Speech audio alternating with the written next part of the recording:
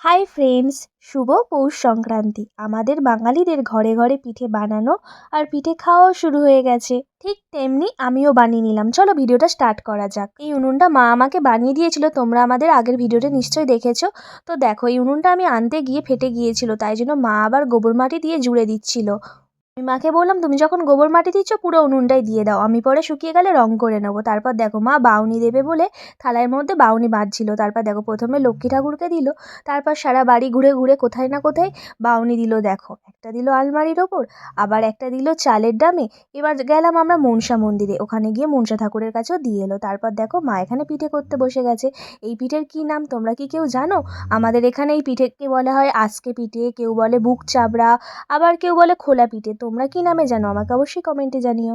মা এইদিকে পিঠে করছে আর আমি বসে বসে ভিডিও করছি আর উনুনে জাল দিচ্ছি। দেখো এতগুলো পিঠে হয়েছে। আমাদের এখানে নিয়ম আছে, প্রথম পিঠে গরুকে খাওয়াতে হয়, তাই আমরা চলে গেছি গরুকে খাওয়াতে।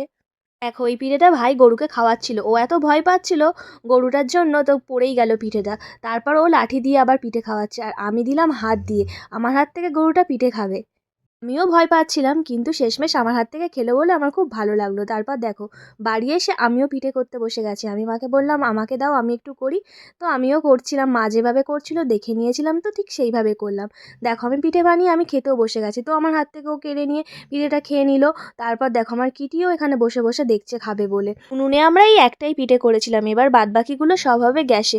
দেখো আমি এখানে সরু চাকলি বানাচ্ছিলাম, মা কীভাবে বানাচ্ছিল আমাকে দেখিয়ে দিয়েছে। দেখো আমিও বানাচ্ছি, কড়াটাকে নিয়ে কিরকম ঘোরাচ্ছিলাম দেখেছো। এবার দেখো আর একজনকে দেখো গ্যাস থেকে কত দূরে নিয়ে গিয়ে কড়াটা ঘোরাচ্ছে, পিঠেটা কি করে হবে কি জানে। তো দেখো এখানে পিঠে হয়ে গেছে। এখানে কী কী পিঠে আছে তোমরা যদি নাম জেনে থাকো আমাকে অবশ্যই কমেন্টে জানিও।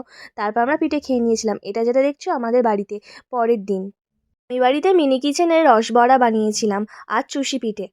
এই রসবড়া আর চুষি পিঠের ফুল ভিডিও আমি আমার YouTube channel Khai Khai kitchen plus short vlogs YouTube চ্যানেলে ছেড়ে দিয়েছি, তোমরা কিন্তু দেখে নিও। তারপর দেখো রসবড়াগুলো কি সুন্দর হয়েছে না, প্রথমে হচ্ছিল না তারপর ঠিকঠাক হয়েছে। এই দেখো চুষি পিঠেগুলোও করেছি, তোমরা কিন্তু ভিডিওটা দেখে নিও। কেমন হলো? বাই।